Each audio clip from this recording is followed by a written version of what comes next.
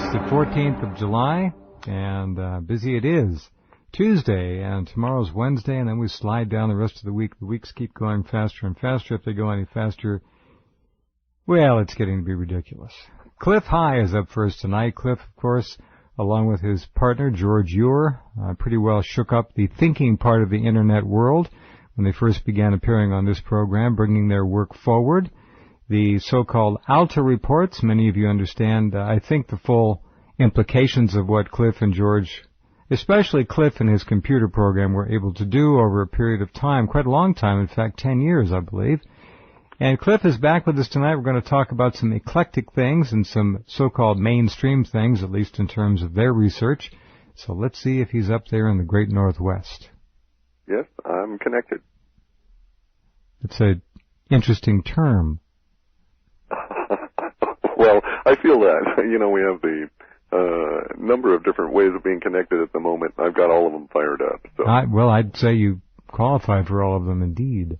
How has the work been going? Have you been doing much of the traditional web work that you guys were doing, or have you kind of backed off that? No, I'm deep into it. I'm trying to meet a self-imposed deadline of getting our next volume out, or our next issue out on next Tuesday morning. Really? And I'm only about 18 pages into it, and I've got a long way to go, so yeah. I've been doing long days.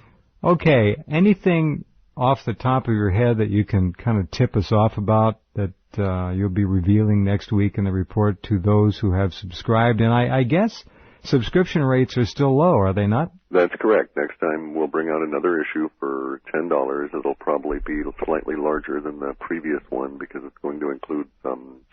We have to, as a necessity of producing this next report, I've got to include some of the whys in terms of some charts that kind of like explain why we have confidence at this level and could in fact get some of the linguistics absolutely staggeringly correct and yet be wrong on all the details. Huh. And it's basically going to what I call the Cuba Missile Crisis Syndrome for us. And what it really is, if we'd been running this kind of technology and the Internet had been available prior to the Cuban Missile Crisis, then we could suppose now that we would have actually picked up the nuclear war that was threatened by the crisis, not being able to determine from our linguistic approach that there was a situation of brinksmanship and people would back down.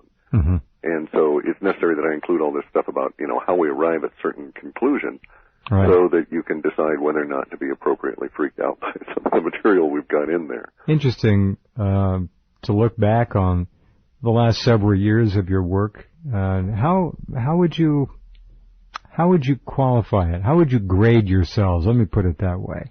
Better than chance, if you believe in chance as the academics would define it. I think we're probably twice as good as chance would allow. And when we're correct, we're spectacularly correct. I just got an email today from George Ure that had been forwarded to me about a guy who was saying that we were just spot on with the October 7th call, and that Bernanke in this particular interview had stated that we were within 3 hours of a global central banking meltdown on that day, and that was the worst day of the 2-week period in which we lost 18% of the market value. So, well, you were right. Yeah, you were right here on the program. We followed up to the whole thing, and you hit it on the head.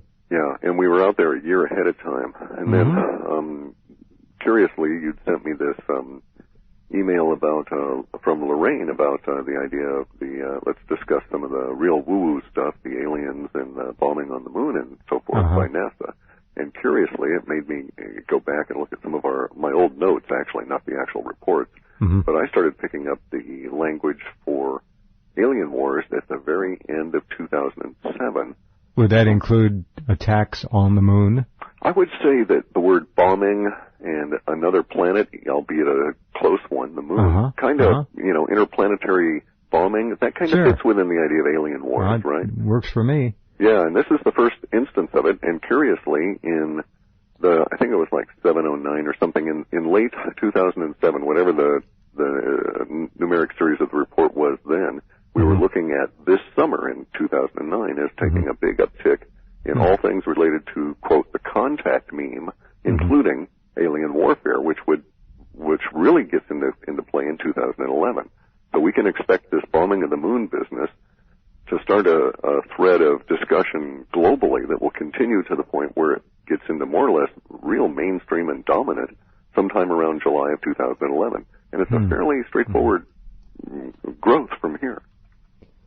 So let's look at this bombing of the moon thing. What are your instincts? You've got very good instincts about things. Well, this is very, the first thing I thought was, what is up there that NASA doesn't want the Chinese, Russians, and the Hindus to see, and the Japanese?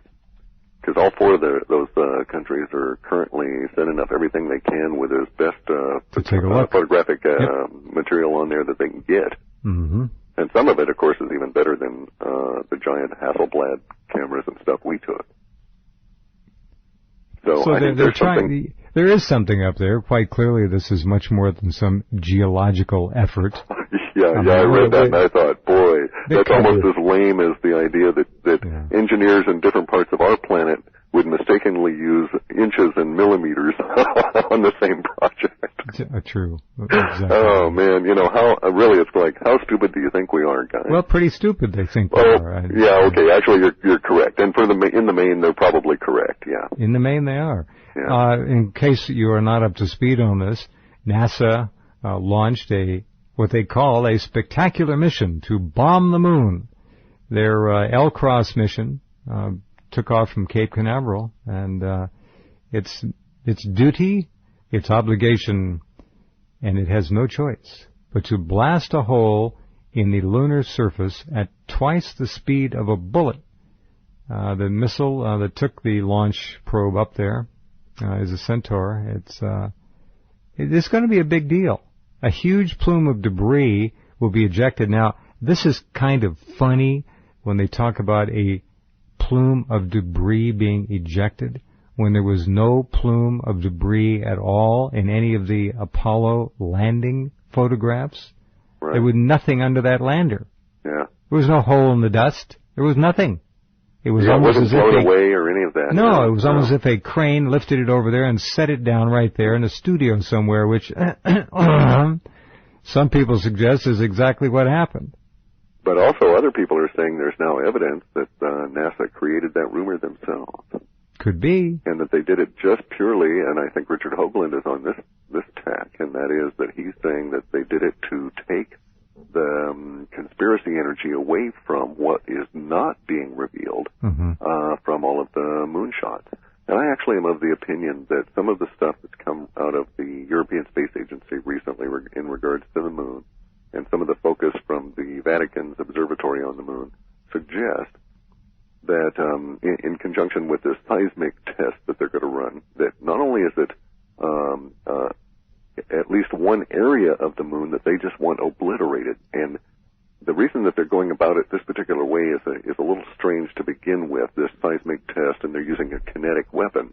And basically the kinetic weapon is this spent carrier part of the whole package, and that they have other survey stuff going on at the same time, and they're redirecting this thing down at an incredible speed to try and obliterate this part of the moon. And I would suggest that there's something that is NASA-specific and is relatively, let's say, shame-filled or secrets-revealing kind of thing that is going to be attempted to be destroyed in that early part of October. Mm-hmm. And the date really weirded me out as well, because I don't need any other reminders that October is going to be a strange month. Yeah. What's the date of the impact? I've forgotten. The 9th. Well, there you go. 10-9-9. Yeah. And NASA is just so hidebound, and they can't escape all of this weird numerology stuff that comes in from the Nazis and all of that. Basically, they're trying to rhyme with a hyperdimensional aspect of it all, but they're doing it in a very theatrical manner.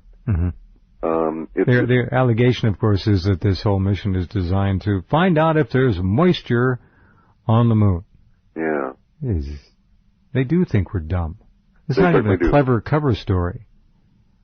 And they don't put a lot of energy into those cover stories, and even in the maintaining of them. No. They just put them out there and let the mindless masses ruminate for a moment or two and go on their way. Well, also in this particular time, we've got the mindless masses very distracted by, many things. Many things, money among them. So yeah. All right, well, this is going to be a major impact on the moon. I don't know how wide the crater is. I've forgotten. It's a couple miles wide or something like that. This is a major kinetic the theory is impact. That we will be able to see it from Earth. Correct.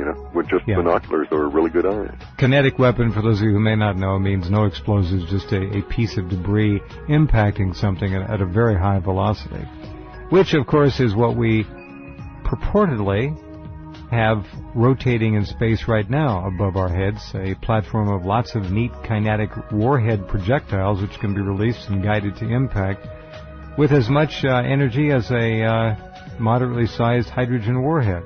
Yeah, actually they'd be much more efficient. Yes. Just a piece of metal. Yeah. Just get it moving fast enough.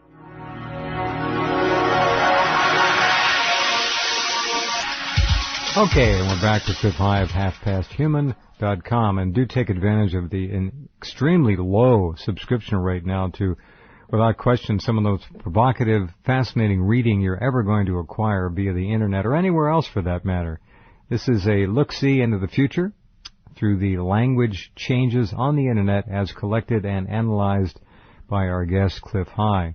The economics aspects of things, go to George Ure's website. What is George's website again? Urbansurvival.com. That's right, urbansurvival.com. I keep thinking .net. Urbansurvival.com. An economist not to be dismissed under any circumstances, and in fact to be consulted and listened to extremely closely. George Ure. The date is supposed to be October the 8th on one report. Another report says the 10th. Now another one says the 9th. So we're back to 1099. Splitting the difference, yeah. They are splitting the difference. Yeah. All right, well, the Centaur rocket, when it hits the surface of the moon, is going to create a large crater, ejecting a lot of debris. The trailing shepherding equipment that stays above it in orbit, I guess, is going to be taking photographs, allegedly to look for water vapor. This is absurd. No one's buying this. But I guess the larger issue goes back to many years ago, the contentions made by some people that when the moon was pinged by another crash of a spacecraft before, it sounded rather like a hollow sphere. Now that's something else that people are going to be curious